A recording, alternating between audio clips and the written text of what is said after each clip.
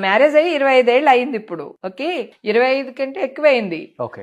So ఇంతవరకు John ఎప్పుడైనా చూసావా? చూడలేదు. తను రాడు, ఏ షోలకి రాడు, తనకి ఇష్టం ఉండదు, తను బయట ప్రపంచానికి రాడు, తనకి నచ్చదు.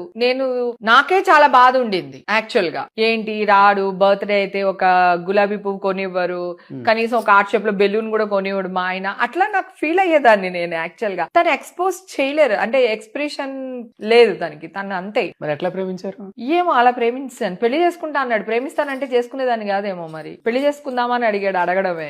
ఓకే.